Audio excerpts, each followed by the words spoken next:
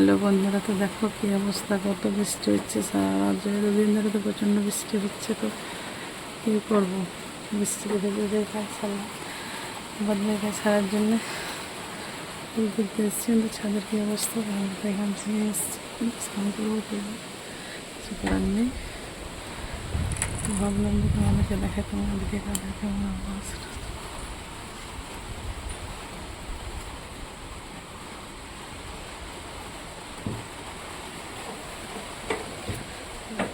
মোবাইলে নিয়ে যাচ্ছে, আমার ছেলেকে সব রকম, কিন্তু যাই হোক।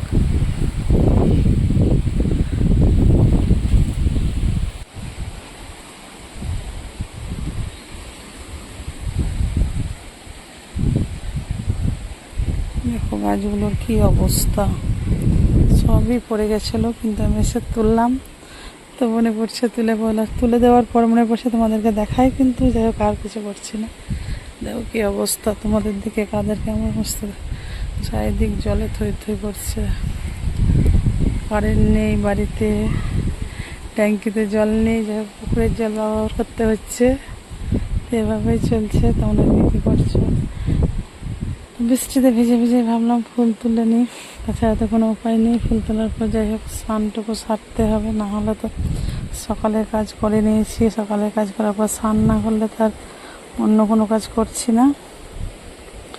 তো ভাবলাম তোমাদেরকে একটু দেখাই চারিধারে কী অবস্থা। আমাদের এই সাইডে তো বন্যা আসে, কিন্তু আমাদের গ্রামে আসে না, তো এখন জানি না বাইরের কী খবর।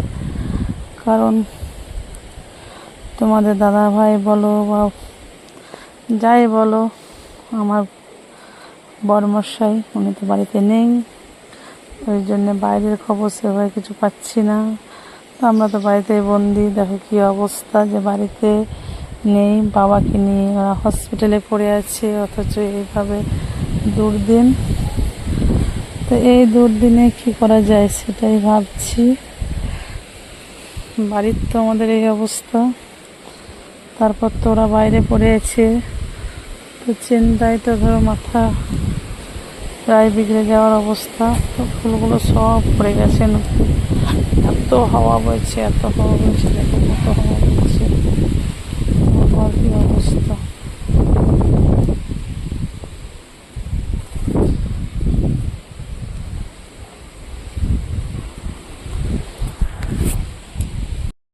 অনেক ফুল ফুটেছে, কিন্তু সবই তো আশা করে তুলতে পারবো না, কারণ এত বৃষ্টিতে ভেজা সম্ভব না। কারণ বৃষ্টিতে ভিজলে তো জানাই অটোমেটিক শরীর খারাপ হতে, অনেক ভিজে গেছি।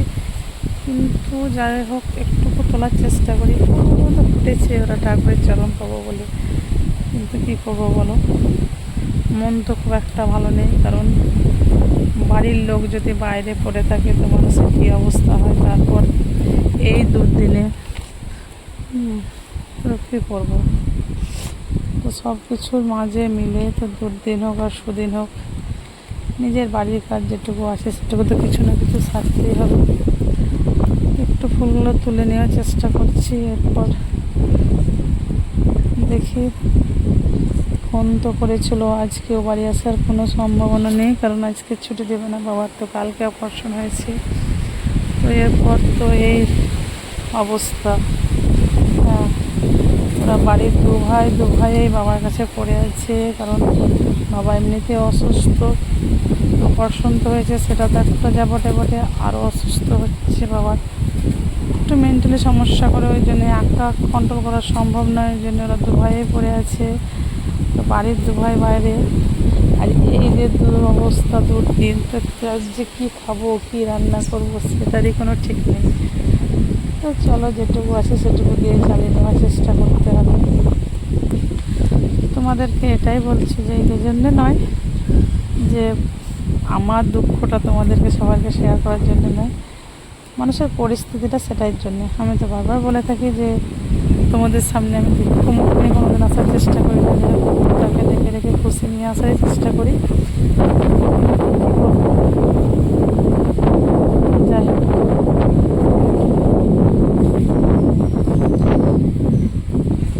কী বলবো। তো দেখো সব মিলে তো ছাদে এসেছি, ছাদে আছি এখনও। ছাদেরটুকু তোমাদেরকে দেখানোর চেষ্টা করছি, কিন্তু দেখা যাক সারাদিনে যদি আরও অন্য কোনো কিছু পরিস্থিতি তোমাদের সামনে তুলে ধরতে পারি তো দেখাবো। তো এটুকুই আজকে বলছি তোমাদেরকে, যেভাবেই সবাই সঙ্গে থাকো, পাশে থাকো, এভাবেই সবাই সবার পাশে চলার চেষ্টা করো। আমিও সবার পাশে আছি, কিন্তু আমার তো সবাই সব কিছুই বোঝো, প্রচুর ব্যস্ততার মধ্যে দিয়ে যেতে হয়। এই প্রচুর ব্যস্ততার মধ্যে দিয়ে সবাইকে সমানভাবে টাইম দিয়ে উঠতে পারি না, চেষ্টা করি। যাই হোক, যখনই দেখো তখনই আমি হাতের কাজ ছাড়া ফাঁকা টাইমে কোনো সময় না ভিডিও, না অনুষ্ঠান, না প্রোগ্রামে কোনো কিছুই করতে পারি না, ঠিক আছে। আমি হাতে কাজ নিয়েই সবগুলো ম্যানেজ করার চেষ্টা করি। কোনো একটা কাজ নিয়ে তারপর সেটা মোবাইল নিয়ে সেটার সঙ্গে দুটোকে একসঙ্গে তাল নিয়ে চলার চেষ্টা করি, এটার মধ্যে দিয়ে করি। তো সবাই এটাকে ভালোবাসো তার জন্য নয়, অনেকেই পছন্দ করো হাতের কাজগুলো, তো হাতের কাজ নিয়ে এগিয়ে যাওয়াটা অনেকেই পছন্দ করো, সেই জন্যেই না সবাই সাপোর্ট করে। আমার পরিবারটা এত বড়, সব কিছু পরিবারটা তো বড়, শুধু শুধু এমনি এমনি হয় না, সবাই ভালোবাসা সরকার আর বড় হওয়া সম্ভব নয়। তো অলরেডি দুটোই আমার বড়, ঠিক আছে।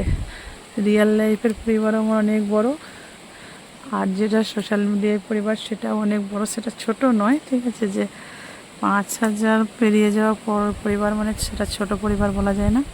দেখো আকাশে কত মেঘ আছে, তো মেঘের সাথেই তো এসে নিয়ে যাই হোক ভিডিওটা বানানোর চেষ্টা করছি বা দেখানোর চেষ্টা করছি তোমাদেরকে একটুকু।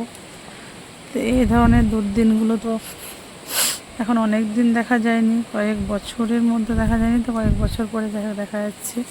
তো আদৌ জানি না, আমার তো খুব ভয় করছে। তোমরা কে কে 2000 সালের বন্যা দেখেছো সেটা যায় না, কিন্তু আমি দেখেছি 2000 সালের বন্যা। তো সেই যে ভয়াবহ দুর্দিন ছিল, বা এবছরও বিশ্বকর্মা পুজো হচ্ছে মঙ্গলবার, আর সেই যে বিশ্বকর্মা পুজো ছিল 2000 সালে, সেদিনটাও ছিল মঙ্গলবার। তো সেটা নিয়েই না কি বলবো, মনে একটা কোথাও না কোথাও ভয় তো জেগে আছে, তাই সেটার জন্যে মনটাও খুব খারাপ হয়ে আছে। এত বৃষ্টি, আবার সামনে মঙ্গলবার বিশ্বকর্মা পুজো, সেই একই দৃশ্য, একই দুর্দিন। এভাবেই ছিল নিম্নচাপের আবহাওয়া, এভাবেই ছিল মানে বৃষ্টির চাপ, সব কিছু মিলেই না ছিল। দেখো, কিন্তু ভয়ের কারণ হচ্ছে এটাই, কথাতেই বলে যে ঘর পোড়া গরু সিঁদুর মেঘ দেখে ভয় পায়। ওই জন্যই না, যখন আমার 2000 সালে বন্যায়, তখন আমার বয়স খুব অল্প বয়সে বিয়ে হয়ে গেছিলো, তো কিন্তু বয়সটা সেভাবে বোঝার মতো হয়নি। কিন্তু এখন সে জায়গাটা অতিক্রম করে চলে এসেছি। এখন ভাবছি যদি সেই দিনগুলো আছে তো কী অবস্থা হবে।